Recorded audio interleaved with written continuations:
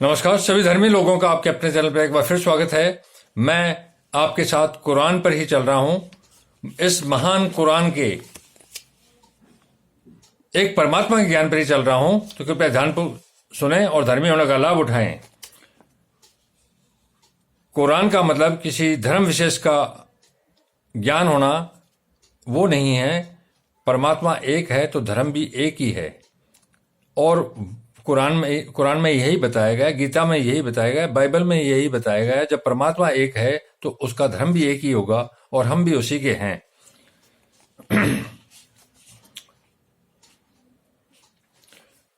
हाँ, और जो लोग जालिम हैं अर्थात जो पापी हैं, उनकी तरफ मायल न होना। परमात्मा क्या कहते हैं? जो लोग जालिम हैं अर्थात बुरे कार्यों में लगे हुए हैं, पाप के में लिप्त हैं, उनकी तरफ मायल न होना। मायल का मतलब है उनकी तरफ आकर्षित मत होना, उनकी तरफ मत जाना, उनके कामों को दूर से देख के हट जाना। मायल न होना, नहीं तो तुम्हें दोज़ख की आग आ लपेटेगी। अगर आप मायल हो गए, उनकी तरफ आकर्षित हो गए और उनके फायदों को, जो संसार के फायदे हैं, उनको देख के मायल होके उनके कामों में लिप्त हो गए, तो तुम्हें दोज़ख की आग आ लिपटेगी। दोज़ख की आग वो अग्नि है जो आपको जीवन और जीवन के बाद जलाएगी, आ लिपटेगी। और खुदा के सिवा तुम्हारे और दोस्त नहीं हैं। आपको लगता है कि हमें जिस धरती पर परमात्मा की तरफ से भेजा गया है, यहां सब कुछ अच्छा नहीं है। इस संसार का जो हाकिम है वो शैतान है, और जो शैतान के रास्ते पर चल के संसार के फायदे में लिप्त हो जाएगा, उसको दोज़ख की आग घेर लेगी। यही इसका मतलब है।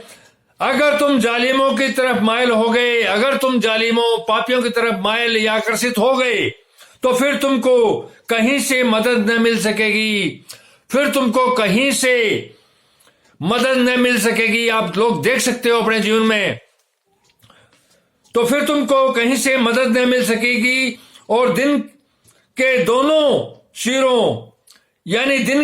सिरों यानी सुबह और शाम के वक्त वो में रात की चंद पहली सायतों में नमाज पढ़ा करो। नमाज का मतलब कोई धर्म विशेष का, जो धरती के धर्म उनका ज्ञान नहीं है। नमाज का मतलब है वो आप चाहे गीता पढ़ें, चाहे बाइबल पढ़ें, चाहे गुरु ग्रंथ साहिब पढ़ें, उससे मतलब है इसका। एक परमात्मा की तरफ इशारा किया गया है। कुछ शक नहीं कि नेकियां गुनाहों को दूर कर देती है। कोई शक नहीं है इसमें। जो आप नेक काम कर रहे हो वह आपके गुनाहों को दूर कर देगी, आपके पापों का नाश कर देगी, आपके पापों को अग्नि में जला देगी। आपके जो नेक काम हैं उनमें इतनी शक्तियां होती है कि आपके सारे किए गए पापों को जला देगी।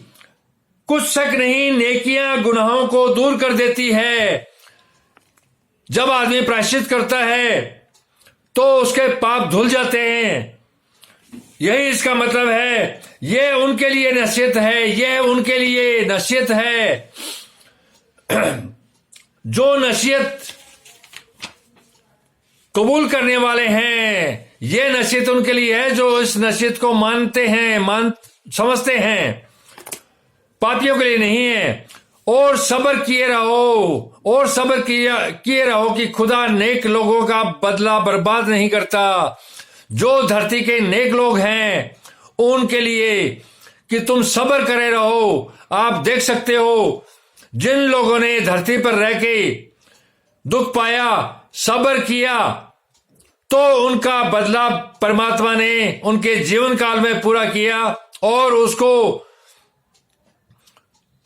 दोनों रूप में, अच्छे रूप में उनको लौटाया।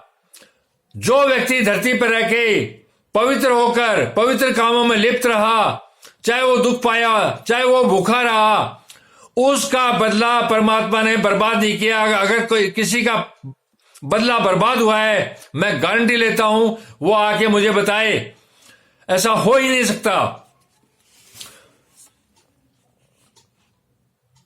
तो जो उम्मतें तुमसे पहले गुजर चुकी, जो उम्मतें का मतलब जो मानवीय समुदाय, जो मानवीय ग्रोह, मानवीय ग्रुप हमसे पहले गुजर चुकी है, उनमें ऐसे होशमंद क्यों नहीं हुए? उनमें ऐसे होशमंद क्यों नहीं हुए?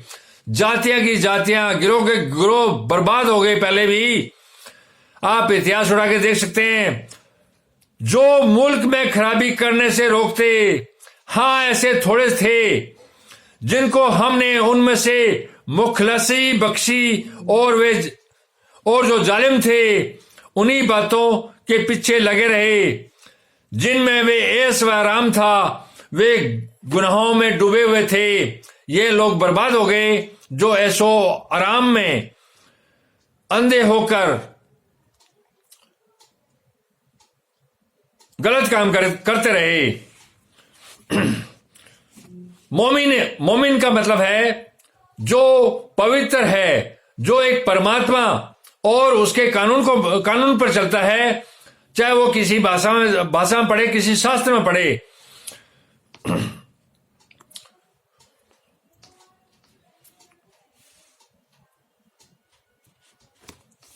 और जो लोग ईमान नहीं लाए मतलब गलत काम धरती के पैदा होते ही उन्होंने करने शुरू किए, लेकिन एक समय के बाद वो ईमान ले आए कि नहीं, मुझे गलत काम नहीं करने, मैं प्रायश्चित करूंगा। उनको ही ईमान लाना कहते हैं। और उसके बाद ईमान पर कायम रहे कि मैं अब कोई गलत कार्य नहीं करूंगा और मैं अपने पापों का प्रायश्चित करूंगा। इसका मतलब ये है।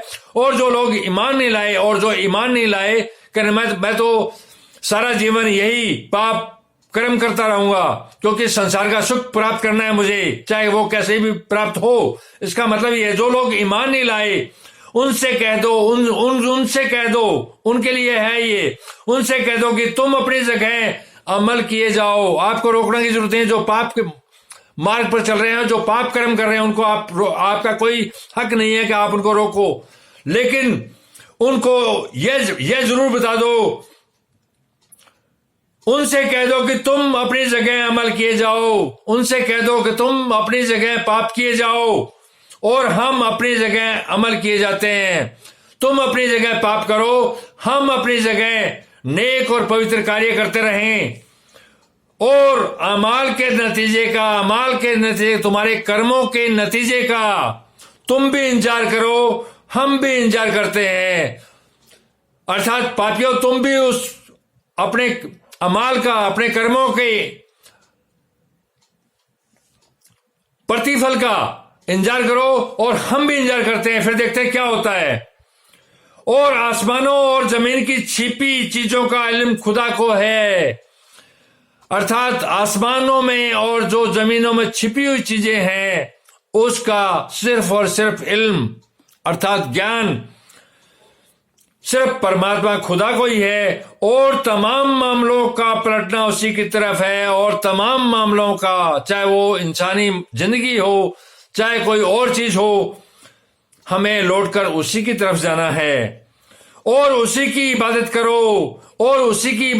करो। अर्थात एक परमात्मा की ही इबादत करो, उसी की पूजा करो और उसी पर भरोसा रखो। और जो तुम कुछ कर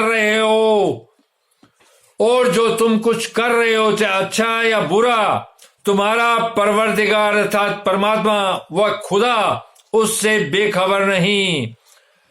तुम्हें मालूम होना चाहिए कि जो भी तुम कार्य धरती पर दबे छिपे कर रहे हो, खुले में कर रहे हो, परवरदिगार उससे बेखबर नहीं है। उसको आपके हर अमाल अर्थात हर कार्य का पता है कि तुम क्या कर रहे हो। धन्यवाद। शुभ रात्रि। कल हम फिर मिलेंगे।